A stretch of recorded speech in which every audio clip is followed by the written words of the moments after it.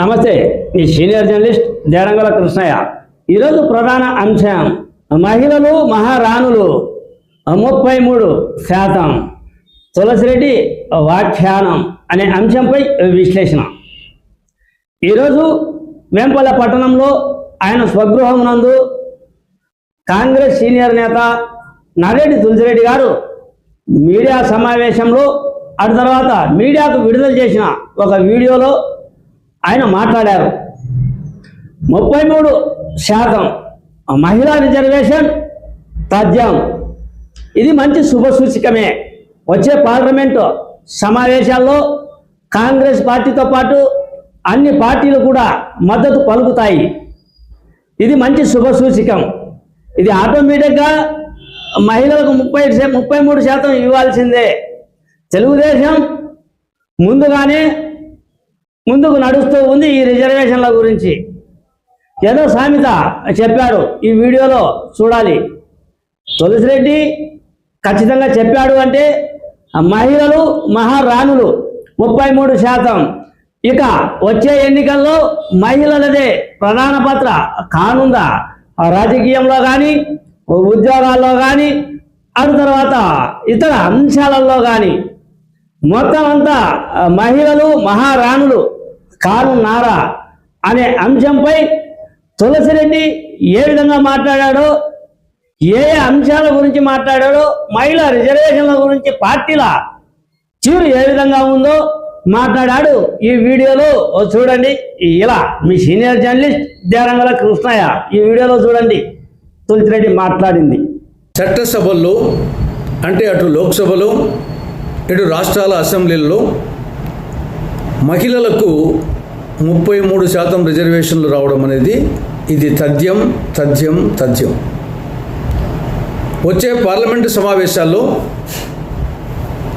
ఈ బిల్లును పార్లమెంట్లో ప్రవేశపెట్టడం జరుగుతుంది. ఈ బిల్లుకు కాంగ్రెస్ పార్టీతో సహా అన్ని పార్టీలు సంపూర్ణ మద్దతు ఇస్తాయి. ఏకగ్రీవంగా బిల్లు పాస్ అవుతుంది, చట్టం అవుతుంది. 2029 సార్వత్రిక ఎన్నికల నుండి అటు లోక్సభలో ఇటు దేశంలోని అన్ని రాష్ట్రాల అసెంబ్లీలలో 33% మహిళలకు రిజర్వేషన్లు కల్పించడం జరుగుతుంది. ఇది తథ్యం. ఈ విషయం చంద్రబాబు నాయుడుకి, తెలుగుదేశం పార్టీ నాయకులకు తెలుసు. ఆ క్రెడిట్ ఏదో తామే కొట్టాలని తెలుగుదేశం పార్టీ నాయకులు తహతహలాడుతున్నారు. అందుకోసం మొన్న మహానాడులో ఒక తీర్మానం చేయడం జరిగింది. ఏమని? 2029 సార్వత్రిక ఎన్నికల్లో ఒకవేళ చట్టం అయినా కాకుండా తెలుగుదేశం పార్టీ పరంగా మహిళలకు 33% రిజర్వేషన్ సీట్లు కేటాయిస్తామని తీర్మానం చేయడం జరిగింది. సంతోషమే. కానీ ఎలా ఉందంటే ఇది గాలికి పోయే పేలపిండి కృష్ణార్పణం అన్నట్టుంది.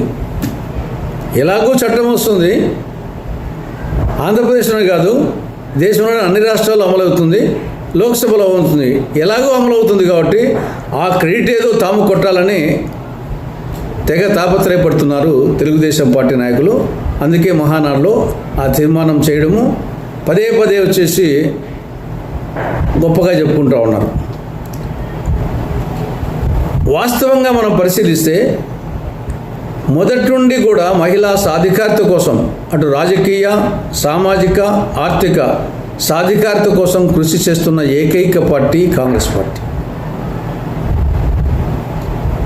మనం కాంగ్రెస్ ట్రాక్ రికార్డ్ తీసుకుంటే అనీ బెసెంట్, సరోజినీ నాయుడు, శ్రీమతి ఇందిరాగాంధీ, సోనియా గాంధీ, ఇలా ఈ మహిళామణులు కాంగ్రెస్ పార్టీ జాతీయ అధ్యక్షులుగా సేవలు అందించారు. శ్రీమతి ప్రతిభా పాటిల్ కాంగ్రెస్ పార్టీ పరంగా రాష్ట్రపతి అయ్యారు. శ్రీమతి ఇందిరాగాంధీ కాంగ్రెస్ పార్టీ పరంగా దేశానికి ప్రధానమంత్రి అయ్యారు.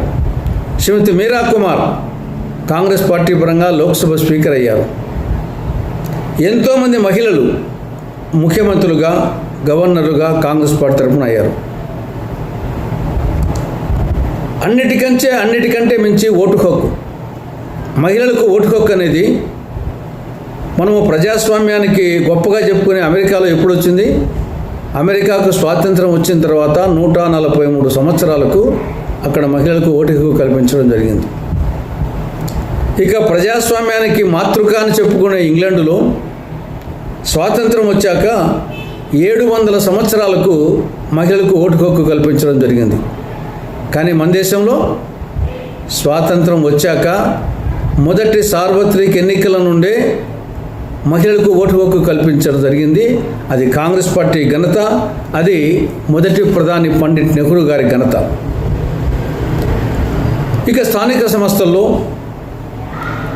73, 74 రాజ్యాంగ సవరణల ద్వారా మహిళలకు 33% రిజర్వేషన్లు కల్పించడం జరిగింది.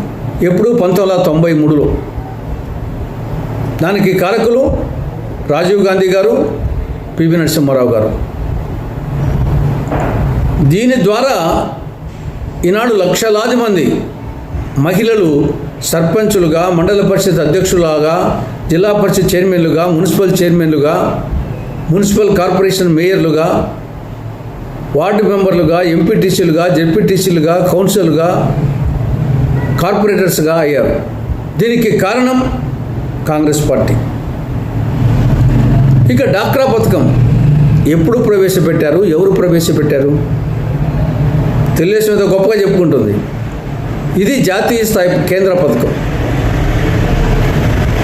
ఇది 1982-83 ఆర్థిక సంవత్సరంలో ఇందిరాగాంధీ గారు ప్రధానమంత్రిగా ఉన్నప్పుడు గ్రామీణ మహిళా సాధికారిత కోసం ఈ డాక్రా మహిళా పథకాన్ని ప్రవేశపెట్టడం జరిగింది.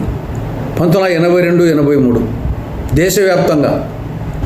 మన రాష్ట్రంలో కాంగ్రెస్ ప్రభుత్వ పాలనలో దానికి పావులా వడ్డీ పథకము, 0 వడ్డీ పథకము యాడ్ చేయడం జరిగింది. విద్యా ఉద్యోగాలలో మహిళలకు 33% రిజర్వేషన్ కల్పించింది మళ్ళీ కాంగ్రెస్ పార్టీని. అమ్మహస్తం పథకం కింద గృహిణులకు నెలకు 9 నిత్యావసర సరుకులు సబ్సిడీ ధరకు సరఫరా చేసే విధంగా అమ్మహస్తం పథకాన్ని అమలు చేయడం జరిగింది. అదేవిధంగా బంగారు తల్లి పథకం, బాలికల సాధికారిత కోసం బంగారు తల్లి పథకాన్ని అమలు చేయడం జరిగింది. కానీ ఆ 2 పథకాలు, అమ్మహస్తం పథకం, బంగారు తల్లి పథకాలను అటు టీడీపీ, ఇటు జగన్ ప్రభుత్వం, ఇటు కూటమి ప్రభుత్వం రద్దు చేశాయి అమలు కాకుండా. ఇప్పుడు నిజంగా తెలుగుదేశం పార్టీకి మహిళా సాధికారిత పట్ల, రాజకీయ, సామాజిక, ఆర్థిక సాధికారిత పట్ల చిత్తశుద్ధి ఉంటే కాంగ్రెస్ పార్టీ 5 డిమాండ్లు ముందు పెడతా ఉంది. వాటిని అమలు చేయండి. నంబర్ 1, తెలుగుదేశం పార్టీ జాతీయ అధ్యక్ష పదవి లేదా ముఖ్యమంత్రి పదవి, ఈ రెండింటిలో ఒకదానిని మహిళలకు కేటాయించండి నిజంగా చిత్తశుద్ధి ఉంటే. రెండవది ఆడబిడ్డ నిధి. 19-59 సంవత్సరాల మధ్య వయసు ఉన్న ప్రతి ఆడబిడ్డకు నెలకు 1,500 రూపాయలు ఆర్థిక సహాయం చేస్తామని మీ సూపర్ 6 హామీలలో పేర్కొనడం జరిగింది.